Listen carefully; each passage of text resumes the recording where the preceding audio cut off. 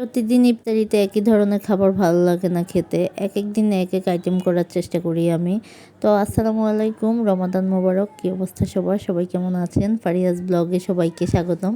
তো আজকে হচ্ছে নুডলস রান্না করব। নুডলস রান্না করার জন্য এখানে হচ্ছে আমি চিংড়ি মাছ দিয়ে রান্না করব আর ডিম দিয়ে। তো এখানে এই যে দেখেন আমি হচ্ছে মোবাইল ধরেছি, মানে ক্যামেরা ধরেছি, মেয়েকে দিলাম যে তুমি ডিমটা ছাড়ো। তো প্রথমটা ছাড়লো, আমার একদম হাতে লেগে গেছে। পরে আমি বললাম যে শিখিয়ে দিলাম যে একটু আস্তে আস্তে ছাড়ো। পরে ও হচ্ছে আস্তে আস্তেই ছাড়লো। তো আস্তে আস্তে ছাড়ার পর তারপর বললাম যে ঠিক আছে তুমি এখন মোবাইল ধরো, আমি হচ্ছে রান্না করি। তো আমি এই যে ডিমের ঝুড়োটা করে নিচ্ছিলাম, তো মোবাইল ধরছে। তারপর ওকে পাঠিয়ে দিলাম যে না ঠিক আছে তুমি চলে যাও, তুমি আর ধরতে হবে না, আমি ধরি। তো এখানে হচ্ছে ডিমের ঝুড়া হওয়ার পর হচ্ছে এখানে আলু দিয়ে দিলাম আর মটরশুঁটি দিয়ে দিছি। তো আমি চিংড়ি মাছ, আলু, মটরশুঁটি আর হচ্ছে ডিম দিয়ে আজকে নুডলসটা রান্না করব। তো আমি প্রত্যেক দিন একই আইটেম করি না ইফতারিতে। আর ইদানিং হচ্ছে বেশি ভাজা পোড়া খেতে খেতে হচ্ছে তৈলাক্ত খাবার খেতে খেতে গ্যাসের প্রবলেম হয়ে যাচ্ছে। তেমন একটা মানে শরীর তেমন একটা ভালো থাকে না, এত তৈলাক্ত খাবার খেলে শরীরের জন্য ভালোও না। তো এই জন্য হচ্ছে আজকে ভাবলাম যে একটু নুডলস রান্না করি। তো এই জন্যই হচ্ছে নুডলস রান্না করা। আর মেয়েও বলছে, ছেলেও বলছে যে নুডলস খাবে আজকে।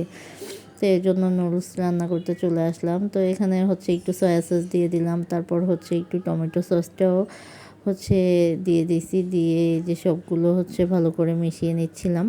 তো এই তো সব কিছু একসাথে নেড়ে চেড়ে মিশিয়ে নিয়ে ঢাকনা দিয়ে ঢেকে রেখেছিলাম কিছুক্ষণের জন্য সিদ্ধ হওয়ার জন্য। তো এই তো সিদ্ধ হয়ে গেছে, অর্ধেক সিদ্ধ হয়েছে। হওয়ার পরে হচ্ছে টমেটো আর কাঁচামরিচটা দিয়ে দিলাম, কারণ আগে থেকে টমেটো দিয়ে দিলে টমেটোগুলো একদম গলে যাবে। এই জন্য আমার কাছে তেমন একটা ভালো লাগে না, একেবারে গলে গেলে একটু আস্তে আস্তে থাকলেই ভালো লাগে। তো এই তো নেড়ে চেড়ে মিশিয়ে দিয়ে যে টমেটোটা হয়ে আসছে, এখন সিদ্ধ করে রাখা নুডলসগুলো দিয়ে দিয়েছি। আর এই যে দেখেন এই নুডলসগুলো দেওয়ার পর হচ্ছে একটু হচ্ছে নুডলসের মশলা দিয়ে দিয়েছি। তো যেটা আসলে বলতে চাচ্ছিলাম, এই যে নুডলস দেওয়ার পর হচ্ছে নুডলসগুলো সিদ্ধ করে রাখলে এগুলো কেমন জানি আঠা আঠা জড়ানো হয়ে যায়। আমার এগুলো নাড়তে গেলে অনেক বিরক্ত লাগে, একদমই ভালো লাগে না।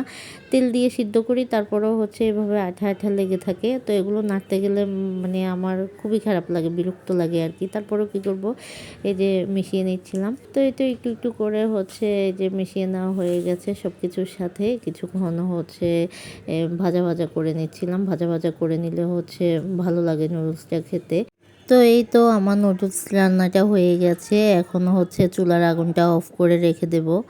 তো আমার ভিডিও যদি ভালো লেগে থাকে লাইক কমেন্ট করে পাশে থাকবেন। সবাই ভালো থাকবেন, সুস্থ থাকবেন। আল্লাহ হাফেজ।